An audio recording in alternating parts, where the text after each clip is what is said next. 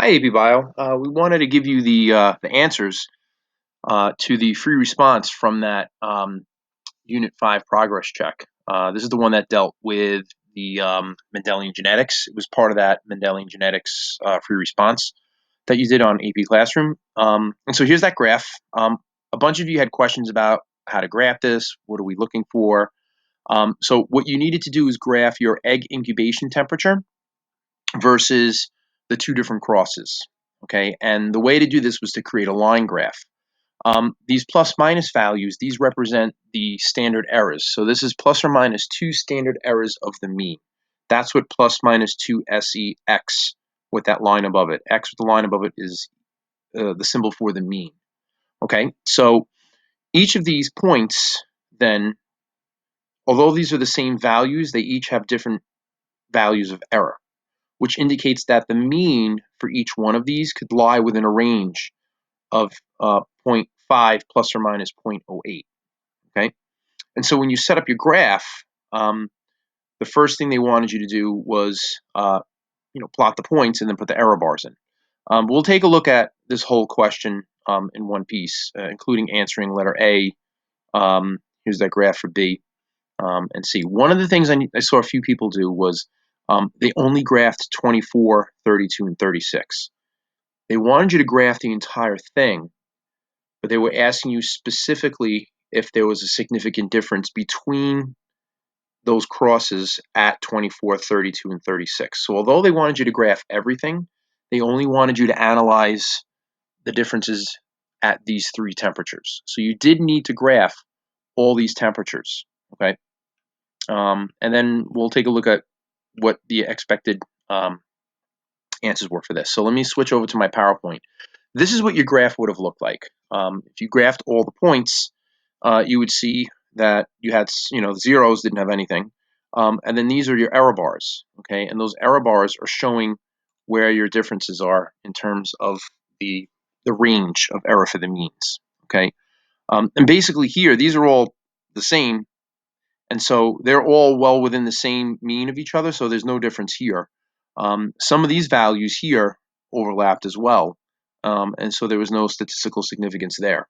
And so they were asking you specifically for those temperatures. It was at 24, 32, and 36. So at 24, right, there is a significant difference because they don't overlap at all.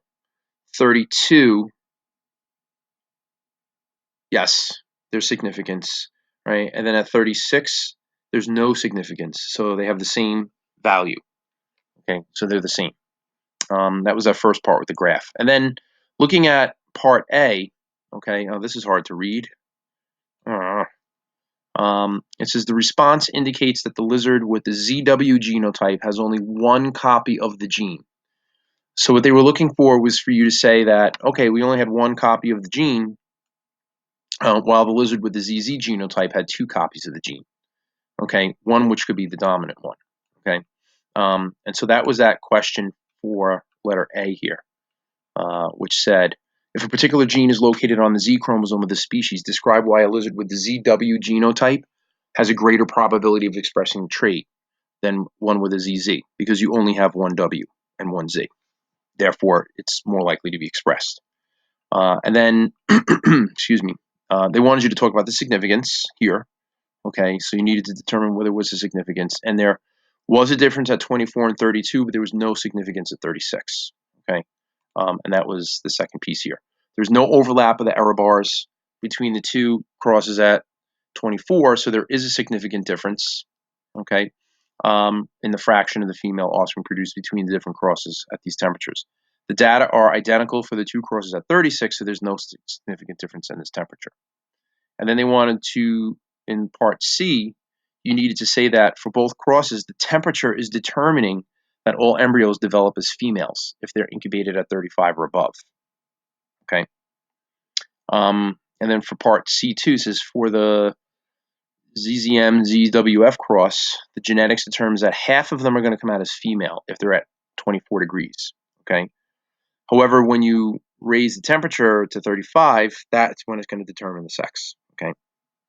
And for part D, you can see the response here, what they were looking at. It indicates that the W chromosome may disappear from the populations of the lizard, especially those in warmer habitats. So once the temperature goes above 35, that W chromosome is decreasing. And then for part D, your response needed to indicate that you can develop as a female without the W chromosome, right? Or that embryos can only develop as males in the presence of two Z chromosomes and only at certain temperatures.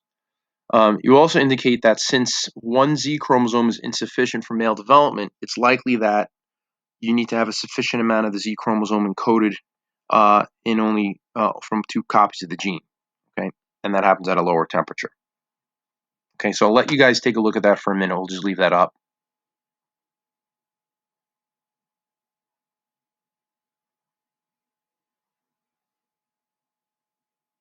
Okay, and for question 2, they were asking questions related to meiosis. Let's go to question 2. So they gave you this genetic cross. They showed you what's going on. And the question they asked, the first question was, describe the process in meiosis that ensures both maternal and paternal chromosomes are passed on to each spermatozoon. Okay, and so the process that's going to ensure that is random segregation in the chromosomes during meiosis. They're going to randomly separate. So you needed to talk about the fact that you're separating the chromosomes from each other during meiosis into separate cells, and that ensures that that random separation distributes them. Okay. The second question was they wanted you to explain why the genetic content of individual chromosomes differs from the genetic content of individual chromosomes in the primary spermatocyte. So why is the content here different than what you had here? And the answer to that, you could have said one of two things. You could have said there was crossing over going on, or the fact that you had recombination of the chromatids, right? And that's happening during prophase. But really, they were looking for the whole idea of crossing over and the mixing of the alleles, okay? For letter C, they said in some instances, meiosis of a primary spermatocyte with 6 chromosomes results in 2 spermatozoa that contain 4 chromosomes and 2 spermatozoa that can contain 2. Why would that happen? So why would you suddenly now, instead of getting the chromosomes to separate evenly, why would you get extra chromosomes in one cell and some missing in another? And if you said non-disjunction, you're right on the money with that, okay? You had to indicate that the most likely cause was non-disjunction. You could have said, oh, the chromosomes failed to separate. A lot of people wrote that. That was fine. As long as you said that they didn't separate, there was a lack of separation, and so the chromosomes could not segregate properly, you got the points for that. And then the last question said, a student claims that if the animal producing the spermatozoa has a mutation in the mitochondrial gene, the probability that any offspring will inherit the mutation is 0. What evidence supports that? And the evidence that supports that is the fact that the mitochondria do not go into the spermatozoa when they are formed. All mitochondria in an organism are derived from the ovum, so they're all inherited from the maternal side. So as a result, if there's a mutation in the mitochondrial DNA in the male, that does not get passed on to the offspring because the mitochondria are not within the cell of the spermatozoa. They exist within the outside. Right here is where the mitochondria are, okay, where the flagella comes out. They provide ATP so that this protein flagella, or the singular flagellum, can move, okay? There are no mitochondria within the cell itself, okay? So all of the mitochondria in eukaryotic organisms is inherited from the mother within the primary oocyte, secondary oocyte, and the ovum, okay? All right, so those are the answers to that. I hope that helps. Again, any questions, shoot us a reminder if you're still not sure about some of these. And that's it. All right. So thanks again, AP Bio, and have a great day.